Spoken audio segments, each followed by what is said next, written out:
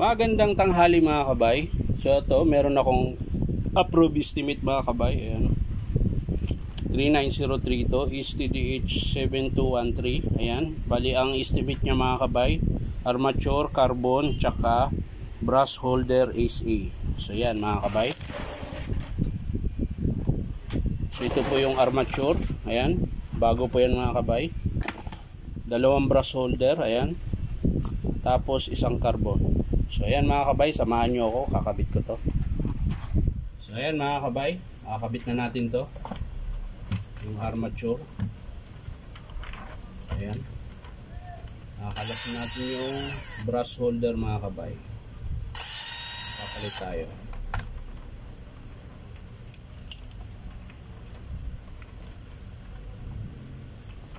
So sa kabila ganun din mga kabay, nakalasin din natin.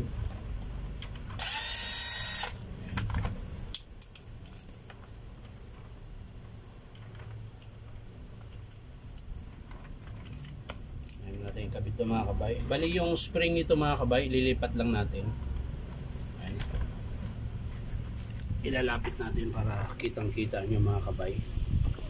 Kitang-kita nyo yung mga kaganapan. Ayan. Bali yung spring nya, ililipat lang natin dito sa kabila. So, ayan. So ganun lang siya mga kabay. Susungkitin mo lang yan.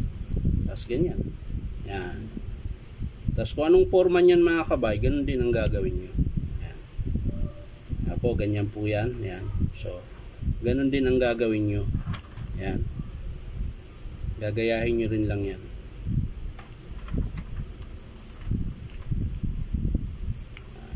Ayan. So, ayan. Pasok na mga kabay. So, iikot mo rin ito mga kabay. Ganyan. Ayan. Iikot mo. Ikot, ikot, ikot. Tigas ha. Gandaan lang mga kabay kasi baka mabali yung spring. Yan. Okay. So nakabit na natin mga kabay. Lipat natin to. Nakalasin natin yan. So yan na mga kabay. Nakabit ko na. Yung bagong brush holder. Yung kabila din mga kabay. Ganun din. Bubunutin mo lang yan. Tapos susuksok mo sa terminal. Yan. Tapos yung spring mga kabay. Kunin mo rin. So ganun ulit mga kabay. Ganun lang din ang forma. Yan, tutulak mo. Tapos susungkitin mo sa ilalim mga kabay. Yan, angat mo. Yun. So okay na mga kabay.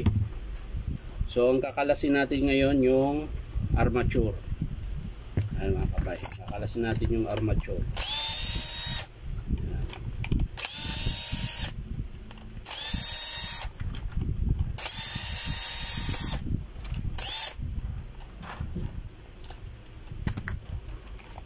Yan, hugupin mo lang mga kabay.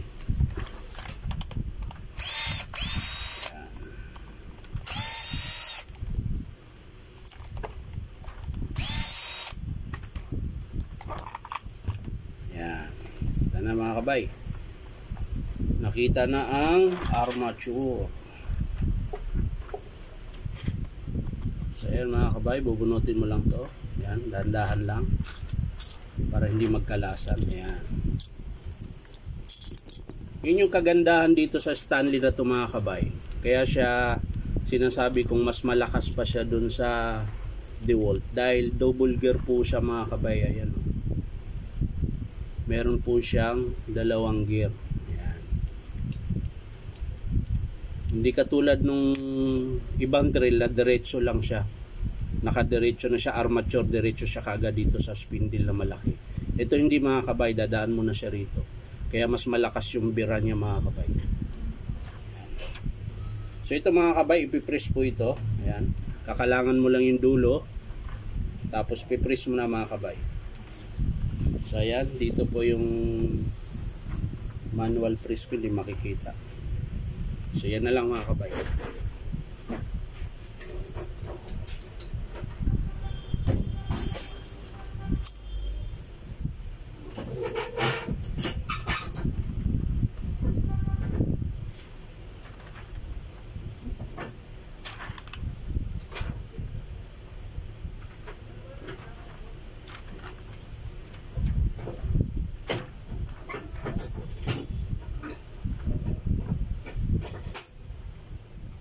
So ayan mga kabay, nakalas ko na po. Bali ang sira nito mga kabay, no? Yung winding niya po. Ayun po yung winding niya, putol. Tinamaan po siguro nung pinangtabasan o kaya basta kung anong matigas na bagay na tumama dito kaya na putol. So ito yung papalit natin mga kabay bago. Yan. Yan. So yung bearing lilipat na lang natin, pipress natin ulit mga kabay.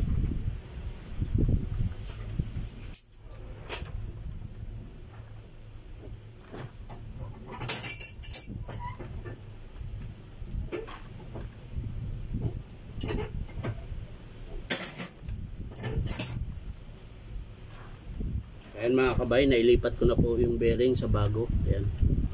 So dito na naman natin siya ipipress mga kabay. Dito.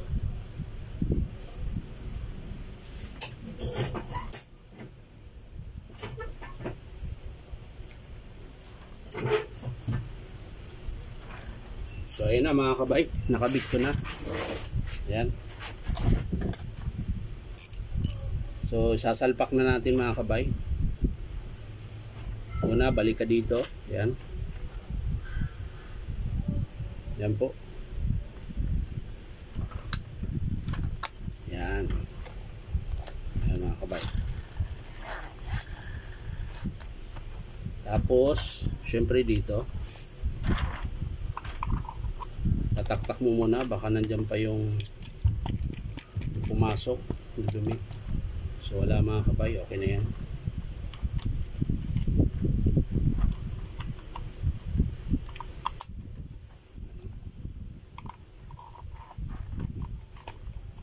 Yun. So yan, i-screw na natin mga kabay. Pasintro na po yan.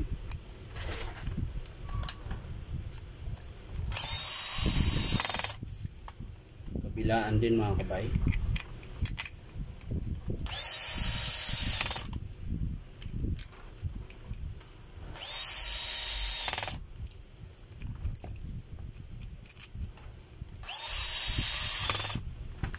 Yan. Yan na mga kabay. So yung brush holder naman na mga kabay ang susunod natin. Yan.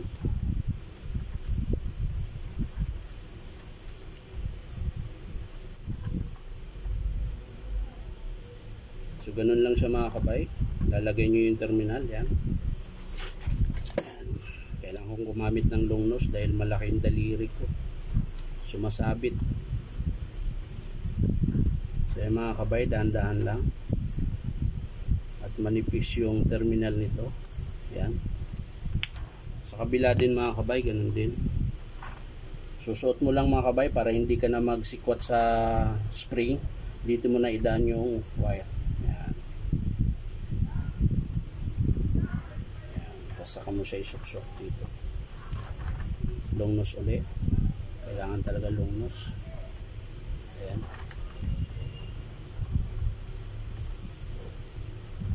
Ayan, pumasok siya mga kabay.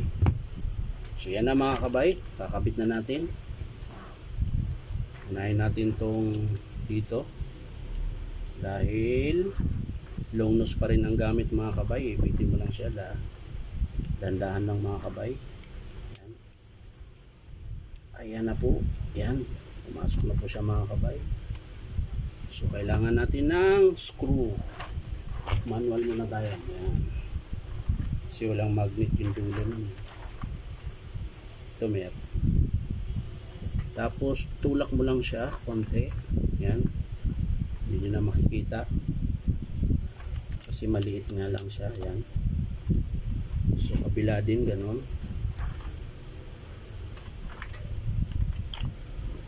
Dito naman siya mga kabay. Yan. Yan. Ito sa kabila mga kabay, madali lang. Yan. So yun na mga kabay, nakabit ko na. Testing muna natin mga kabay kung gumagana ba o hindi bago natin isara. Saksak natin mga kabay. Tingnan natin.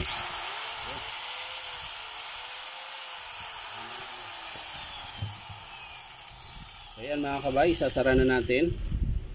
Okay na po yung Stanley na 7213 yung model mga kabay. Ayan. Screw. So, sa taas. Ayan. Tapos dalawa sa taas, sa baba. Ayan.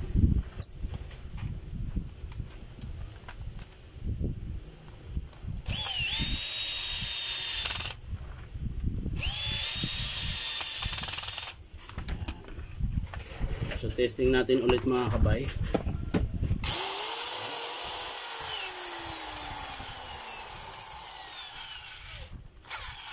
So testing natin yung hammer mga kabay. Ito yung drill.